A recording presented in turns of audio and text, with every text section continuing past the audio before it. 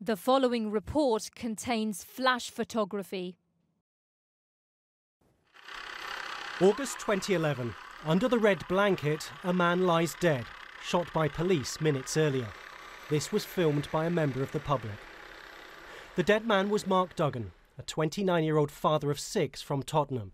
Today his family heard an inquest jury conclude that his killing by police was lawful. A finding that had been greeted with cries of fury inside the court. We came for justice today. We don't feel that we're leaving with justice. We feel we're leaving with a grave injustice. And we're going to fight until we have no breath in our body for justice, for Mark, for his children, and for all of those of the deaths in custody that have had nothing for, nothing. We are not giving up. No justice, no peace. The killing of Mark Duggan prompted a protest at the time, which sparked a riot, and the unrest spread across England. The subsequent destruction and looting was the worst in a generation. Police had identified Mark Duggan as a senior member of a violent gang, Tottenham Mandem. A police briefing said he'd been arrested but never charged for possession of guns and attempted murder. Tonight, a senior officer said that police tactics had reduced gun crime in the capital. But outside the court, as he defended the police marksman known as V53, his voice was all but drowned out by protesters. But that Mark Duggan had a gun and that V53 had an honest and reasonable belief that Mark Duggan still had the gun when he shot him. On the day Mark Duggan was shot, police had intelligence he was going to pick up a gun. They followed a minicab as he collected a shoebox containing the weapon. As Mark Duggan later headed for Tottenham, armed police in unmarked cars forced the minicab to stop.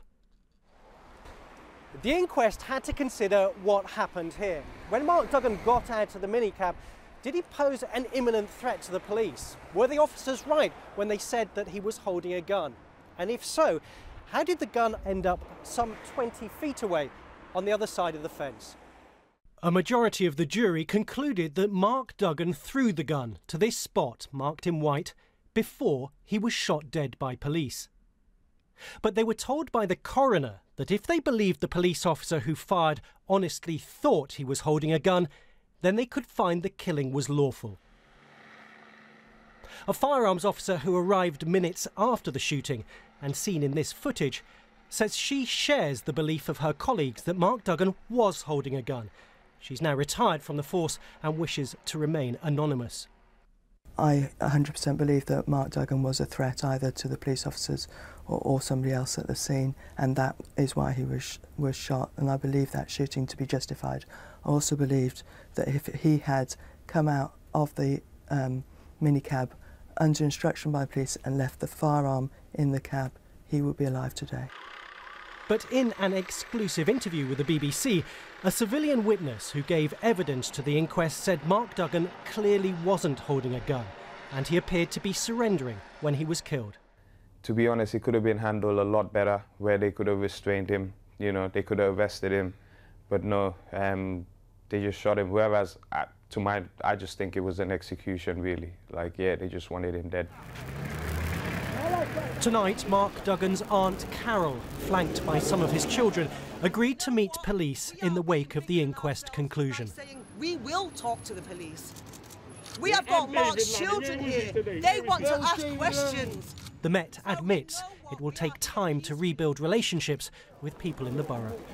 Matt Prodger, BBC News.